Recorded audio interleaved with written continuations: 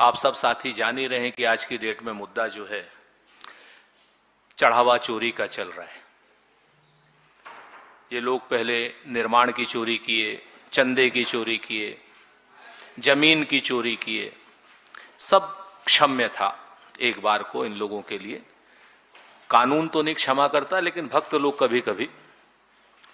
लेकिन जब चढ़ावे में अगर आप चोरी करते हैं, किसी भी चढ़ावे में, तो सनातन धर्म कहता है कि जो लोग चढ़ावे में चोरी करते हैं 60,000 साल तक मल के कीड़े बनते हैं।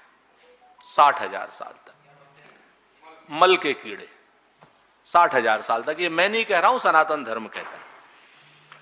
अब भारतीय जनता पार्टी को स्पष्ट करना होगा कि वो इस चढ़ावे चोरी में भागीदारी रखती है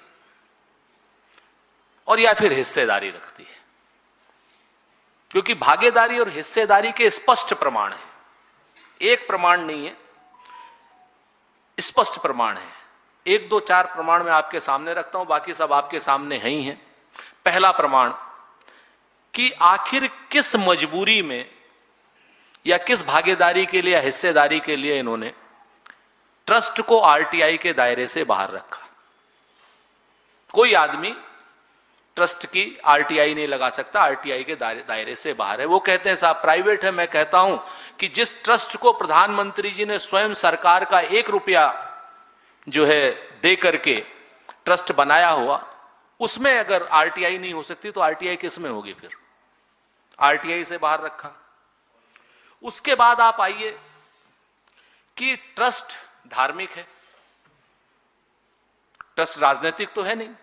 उस ट्रस्ट में भारतीय जनता पार्टी के विश्वस्त लेफ्टिनेंट्स को क्यों रखा? नृपेंद्र मिश्रा जी पीएमओ के, चंपत राय जी आरएसएस के, या सारे के गोविंद देव जो है कोषाध्यक्ष हैं, वो कहते हैं संत है, नहीं, वो आरएसएस का वर्कर है, त्रिवर्षीय किए हुए हैं, वो आरएसएस के वर्कर हैं, सारे के सारे। ये ट्रस्ट अगर धार्मिक होता तो हमारे 4 शंकराचार्य जी होते, 5 रामानुजाचार्य जी होते, 13 अखाड़ों में से जितने अखाड़े वैष्णव संप्रदाय के हैं वो सारे के सारे अखाड़े होते, और बाहर के बड़े बड़े पूज्य संत लोग होते।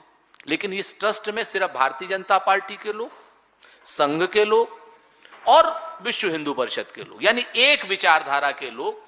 तो संघी लोग या तो लुटेरे हैं, चोर हैं, डकैत हैं, भागीदार हैं या हिस्सेदार हैं, ये सरकार को बताना पड़ेगा और ये प्रधानमंत्री जी को बताना पड़ेगा।